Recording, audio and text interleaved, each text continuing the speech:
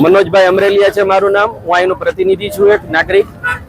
અને સમસ્યા અમારે રોડ રસ્તા જ્યારથી ભાજપ શાસનમાં આવ્યું છે રાજકોટ મહાનગરપાલિકા વોર્ડ નંબર 13 માં, ત્યારથી લઈને અત્યાર સુધી 20-25 વર્ષની અંદર એક પણ વખત રોડ બનેલા નથી। અને રજૂઆત અવારનવાર કરી છે, પણ એક પણ પદાધિકારી કે 4 કોર્પોરેટર શ્રી કોઈને અહીંયા આવવામાં ઇન્ટરેસ્ટ નથી। ને એમ કહે છે કે ભાઈ અમે તમારી ગ્રાન્ટ આવશે, તેથી તો 25 વર્ષની અંદર ગ્રાન્ટ 20-25 વર્ષ થવા આવ્યા મહાનગરપાલિકામાં ભર્યો આ વિસ્તાર એમને, તો એક પણ વખત આવ્યા નથી। અને અધિકારીને રજૂઆત કરી કે તમારા કોર્પોરેટરને કયો, કોર્પોરેટરને કહી છે તો એવું કહે છે કે તમારી ગ્રાન્ટ આવી નથી। 20-25 વર્ષથી આ ગ્રાન્ટ નથી આવી, તો જાય છે ક્યાં ગ્રાન્ટ? શું માંગણી છે તમારી? માંગણી છે કે અમારા રોડ રસ્તા બનાવો, જેમ આખા રાજકોટમાં બને છે અમારા એરિયામાં રોડ બનાવો તમે। આજે તમે કઈ રીતના આજે જે વિરોધ કર્યો છે એ અમારો જે ખાલી પેલું પગથિયું છે, હજી નહીં કઈ કરે તો હજી ગોંડલ ચોકડી અમે ચકાજામ કરશી।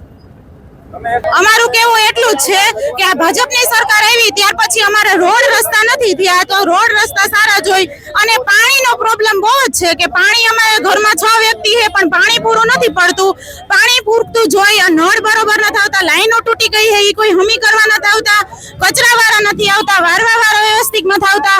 અને અમે બહુ જ હેરાન હી। કેવાય મચ્છોમાનું મંદિર, પણ કોઈ જાતની વ્યવસ્થા નથી। મચ્છોમાના મંદિર પાસે રોડ હોવો જોઈએ, બદલ રોડ પણ નથી, પણ અમારે રોડ રસ્તા સારા કરી દો।